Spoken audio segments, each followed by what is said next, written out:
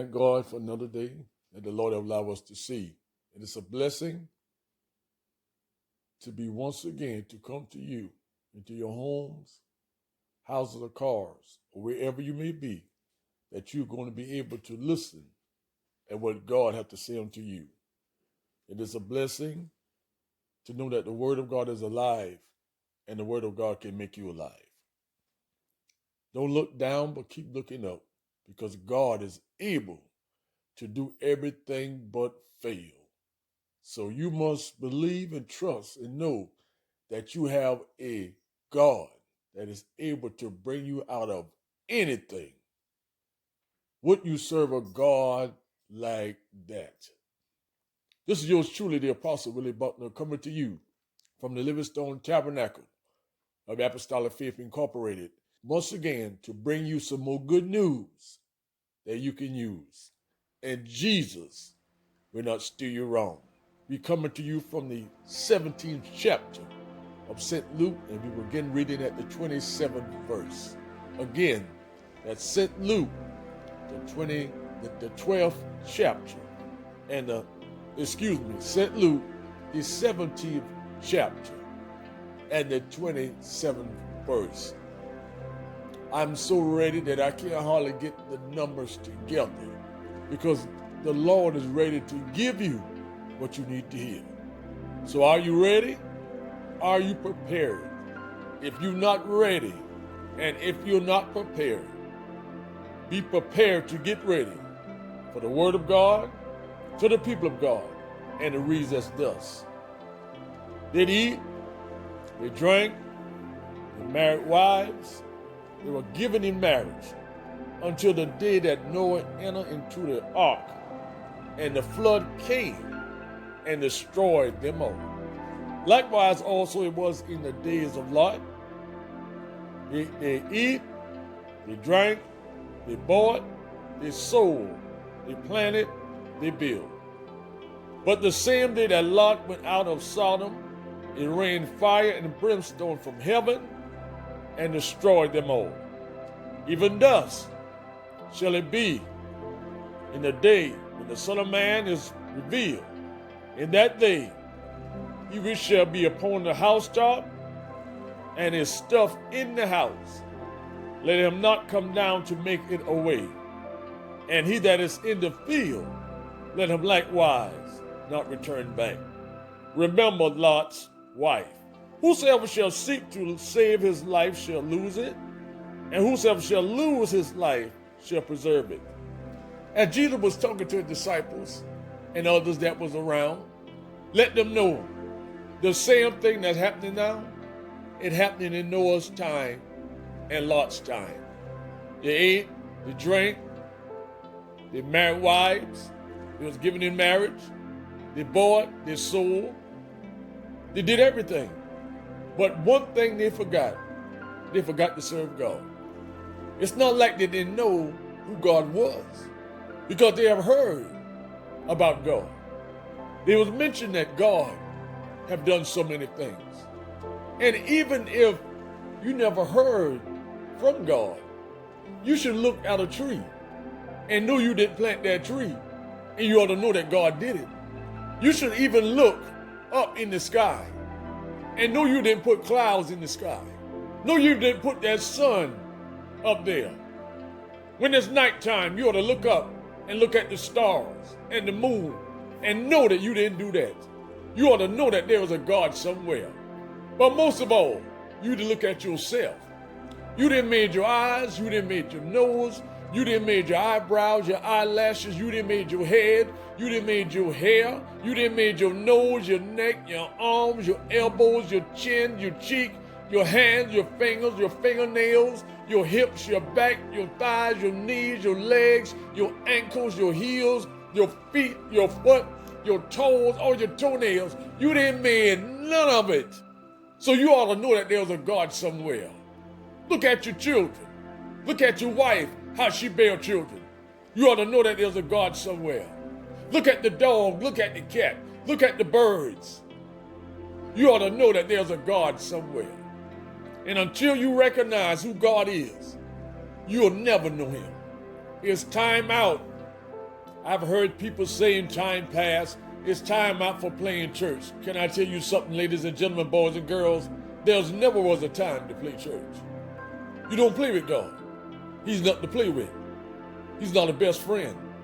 He's not a toy. He's not one that you can be with, then now you want to leave him.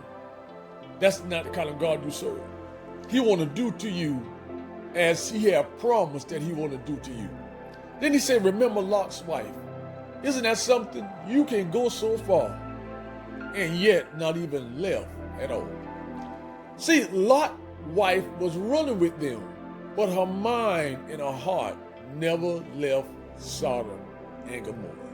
Why? Because she was so worried and concerned about her sons. Some things you got to just let go. You know why it hurt? It hurts the flesh. See, the flesh loves what it loves. Sure, it hurted her because she had to leave those boys that she buried. All those pains, all those morning sickness, all those vomiting. Sure, it hurted her. But would you rather be hurted or destroyed? Remember your vow. Remember what God has said to you. And don't forget it. Listen to these words. Whosoever shall seek to save his life shall lose it, and whosoever shall lose his life shall preserve it. See, if you seek to lose your life, you're going to lose it. Because see, you don't have your life preserved. My grandmother used to cook soup or pears, figs, put those mason jars in hot water, sterilize, take those lids, sterilize. Then put that soup of figs or pears in those clean jars and then screw it on. Why? Because I don't want all that work that I did, I don't want it to be spoiled. I don't want it to get consumed. I don't want it to be polluted. Because see, if I do it right, I know when I need it, it'll be all right. See, a lot of y'all out there, y'all are not right, and you're not doing right, so that's why you can't be right. When you say your life is in your hands, you have done damage yourself. Because none of us living have our life in our hands. None of us. So don't you fool around with people and tell you to do things and you know it will cause complications. Listen at these words. I tell you, in that night there should be two men in one bed. There shall be one taken and the other left. Two men in one bed. Sound familiar, don't it? He said one gonna be taken, but the other left. He said two women shall be grinding together. One shall be taken and the other left. Now, because those ones that were taken, it don't mean that they made it in. And because you left, is not saying that you gonna make it in. Jesus trying to say, before I even come and get you, you better be right. You better do everything that I have told you to do before I call your name. See what I does when I take a wife from her husband, or when I take a husband from his wife, or the children.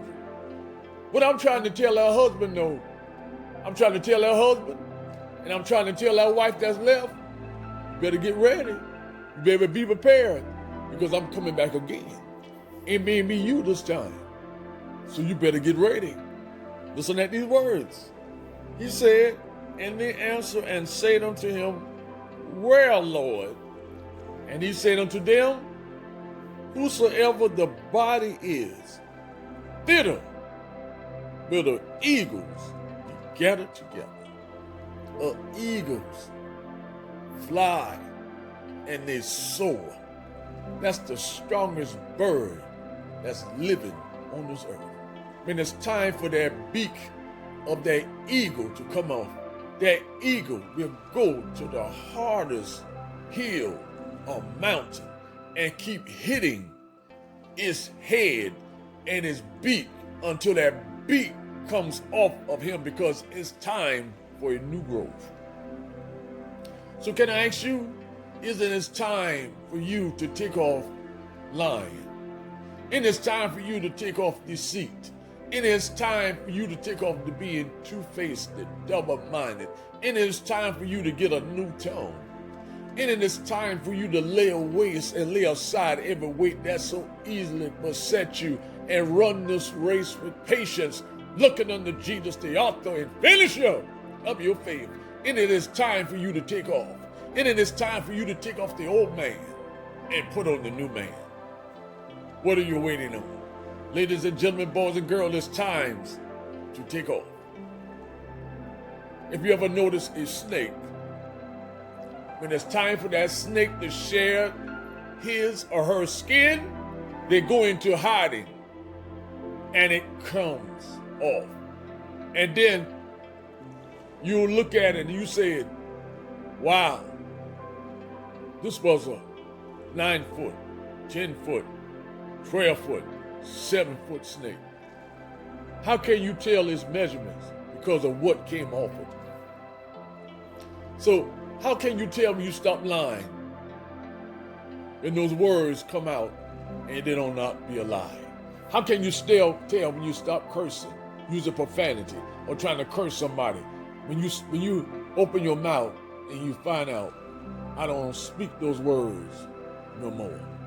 I hear other people speaking those words, but I come to find out I don't even speak those things that I'm hearing. Isn't it a blessing to know that God cares and He loves you? So I want you to remember Lot's wife. Remember what happened to her, that it will never happen to you. But if you're not careful, the same thing that happened to her, it can happen to you. No, but this time you will not be turned to a pillar of salt. You will go to hell and you will burn forever and ever and ever. How can anybody want to live in sin for all of those years and die and burn forever? Nobody want to do that. So I want you to think about what's been said to you. Think about this good news that you can use. Flood me with those comments and ask yourself, are you a new creature? Do you have on the new man? Have you taken off what was put upon you? So I want you to like, subscribe, and share. I want you to hit that subscribe button. I want you to tell a friend, tell a relative, to tell another relative that I have some good news that you can use. And the apostle tell us, remember Lot's wife. So until next time, this is yours truly, the Apostle Billy Buckner, signing off. But I am not signing out of time. So until next time, I want you to say, and I want you to believe, and I want you to trust. Be safe, be encouraged, keep looking up, and like I always say, thank God.